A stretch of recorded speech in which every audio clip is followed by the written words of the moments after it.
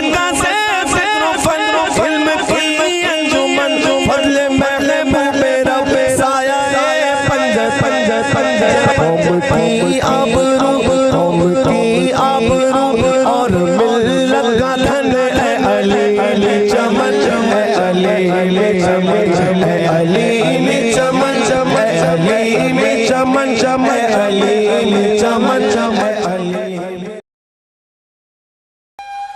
وقت کے عظیم مجدد امام احمد رضا خان علیہ الرحمٰن نے جسے عالم فہیم سفیر اسلام اور مبلغ چین و جاپان کہا، جلیل القدر فقیہ و محدث علامہ عبد الباقی مہاجر مدنی نے جسے عالم فاضل صالح کامل ناشر الملت المحمدیہ اور ناشر الطریقت المصطفیہ کہا، مفتی مکہ قاضیۃ القضات عبداللہ بن عبد الرحمن حنفی نے جسے فاضل اور عالم کامل کہا، معروف مصری قائد حسن البنا نے جسے صاحب الفضیلہ اور الداعیۃ الاسلامی کہا، مملکت خدا داد کے بانی قائد اعظم محمد علی جناح نے جسے شیخ التبلیغ اور سفیر پاکستان کہا، جارج برنارڈ شاہ جیسے عظیم دانشور نے جسے عظیم افضل اور اسلام کا سچا مصور کہا، سید سلیمان ندوی نے جسے پرجوش مبلغ اسلام کہا، عبد الماجد دریابادی جیسے ظرف نگاہ ادیب نے جسے بیش بہا تبلیغی خدمات کا حامل کہا۔ جی ہاں، ہم اسی عبقری شخصیت کے ذکر خیر سے مشام جاں معطر کرنے جا رہے ہیں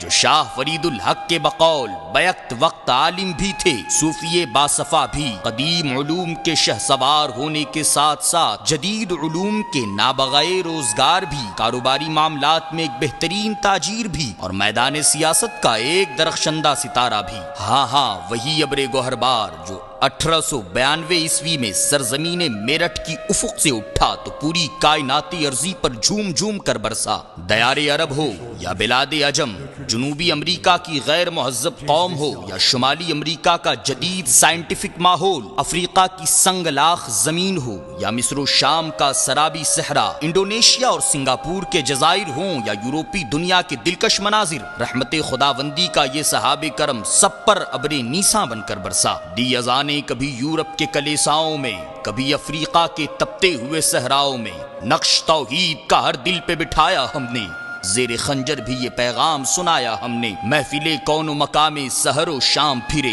میں توحید کو لے کر صفت جام پھرے، کوہ میں دشت میں لے کر تیرا پیغام پھرے، اور معلوم ہے تجھ کو کبھی ناکام پھرے، کبھی عرب تو کبھی عراق میں، کبھی مشرقی اردن میں تو کبھی ارض فلسطین میں، کبھی چین میں تو کبھی جاپان میں، ہر خطہ عرضی میں پیغام حق کو عام کیا۔ ڈاکٹر فضل الرحمان انصاری کے بقول آپ کے اندر ایک بے چین روح تھی جو آپ کو خدمت دین کے لیے مشرق و مغرب، شمال و جنوب میں لیے پھرتی رہی۔ گنگا جمنا کی فیاضی کو ہزار ہزار سلام، مگر ان کا فیضان ایک مخصوص خطے اور ملک کے ساتھ خاص ہے، لیکن رشد و ہدایت کے اس چشمہ سیال کو کروڑوں سلام کہ جس کے علم و فضل کی فیاضی کسی ملک اور خطے کے ساتھ خاص نہیں۔ راہ حق کا یہ مرد قلندر تنہا اٹھا اور بحر و بر کی وسعتوں پر چھا گیا، تنے تنہا 50,000 سے زائد گم گشتگان کو راہ حق پر گامزن کیا۔ گویا آپ رشد و ہدایت کے وہ درخشندہ مہتاب تھے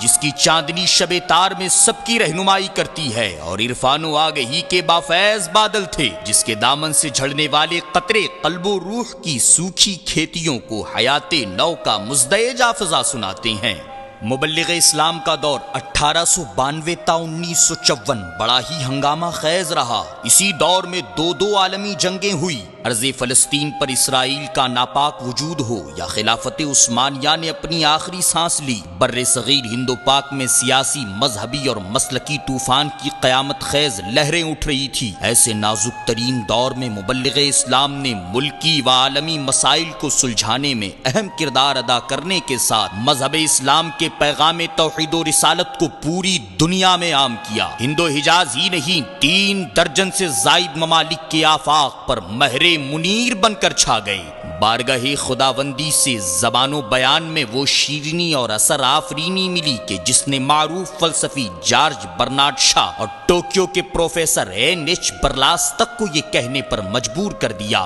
کہ اگر اسلام کی شبیہ یہی ہے جسے آپ پیش کر رہے ہیں تو مستقبل میں پوری دنیا کا مذہب دین اسلام ہوگا۔ تقریر کے ساتھ تصنیف و تحریر میں آپ منفرد المثال تھے۔ عربی، فارسی، اردو، انگریزی، فرینچ، چینی، جاپانی، ملائی، انڈونیشی اور دیگر سواحلی زبانوں پر عبور و رسوخ، دنیا بھر میں مساجد و مدارس اور دینی معاہد و مکاتب کی تاسیس، عالمی سطح کی متعدد تنظیموں کا قیام، مسلم مسائل پر مذاکرات اور ان کے حل کے لیے ملک و بیرون ملک کے متعدد وفود کی قیادت، سعودی حکومت کی طرف سے حجاج پر عائد کردہ ٹیکسوں کا خاتمہ، all India Sunni conference Banaras میں شرکت،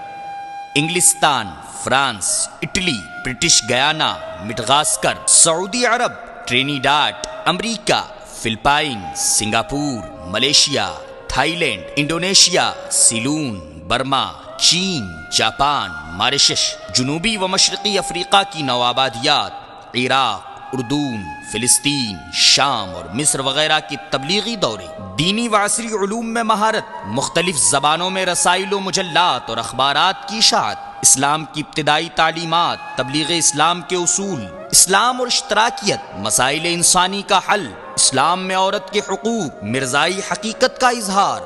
بہار شباب، کتاب التوصیف اور ذکر حبیب جیسی گراں قدر کتب و رسائل کی تصنیف، برینو کی شہزادی گلیٹ پالمر، ماریشس کے فرانسیسی گورنر مروات، ٹرینیڈاڈ کی خاتون وزیر، سیلون کے وزیر پروفیسر ریونڈ، کنگ بری اور سنگاپور کے بیرسٹر مسٹر دت جیسے ارباب حکومت و اصحاب فکر و نظر کے دل میں مذہب اسلام کی بے کنی مبلغ اسلام کے حیات طیبہ کے عظیم کارنامے ہیں۔ بیش بہا دینی خدمات کے صلے میں اللہ جل شانہ نے آپ کو قابل رشک موت عطا فرمائی۔ 22 ذوالحجہ 1374 ہجری مطابق 22 اگست 1954 عیسوی کو گنبد خضرا کی حسین چھاؤں میں عازم سفر آخرت ہوئے اور خانوادہ صدیقیہ کی ماں ام المومنین حضرت عائشہ صدیقہ رضی اللہ تعالی عنہا کے قدموں میں جگہ پائی۔ خاک ہو کر عشق میں آرام سے سونا ملا،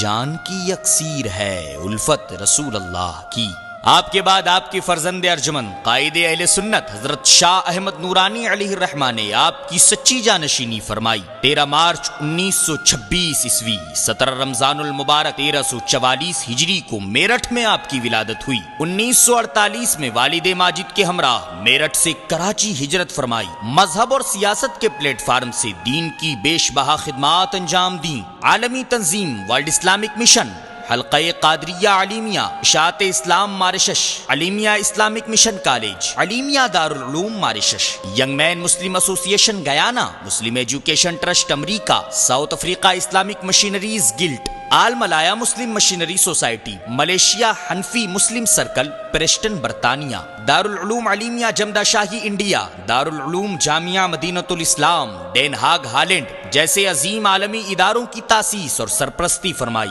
دنیا کے مختلف ممالک میں تبلیغ دین کے ذریعے 70,000 سے زائد لوگوں کو جادہ حق پر گامزن کیا۔ 1972 عیسوی میں پاکستان کے عبوری آئین میں مسلمان کی تعریف داخل کرا کے قادیانیوں کو غیر مسلم اقلیت قرار دلوانا، پاکستان میں نظام مصطفیٰ کا نعرہ مستانہ بلند کرنا، تحفظ ختم نبوت کی تحریک برپا کرنا اور جمعیتی علماء پاکستان، ورلڈ اسلامک مشن اور متحدہ مجلس عمل پاکستان کی مسند صدارت کی زینت بننا آپ کی زندگی کے عظیم کارنامے ہیں۔ ہندوستان میں ان دونوں بزرگوں کی عظیم علمی کرامت دارالعلوم علیمیہ جمدہ شاہی ضلع بستی یوپی انڈیا ہے۔ حضور مبلغ اسلام جمدہ شاہی کی سرزمین پر 2 بار تشریف لائے۔ آخری سفر 1945 عیسوی میں ہوا، جس میں آپ کی خواہش پر جماعت علیمیہ مسلمانان جمدہ شاہی نے ایک مدرسے کی تاسیس کا پروگرام بنایا۔ جنوری 1952 میں چھپر کی شکل میں اس ادارے کا قیام ہوا۔ 1972 میں دارالعلوم کی شکل اختیار کر گیا۔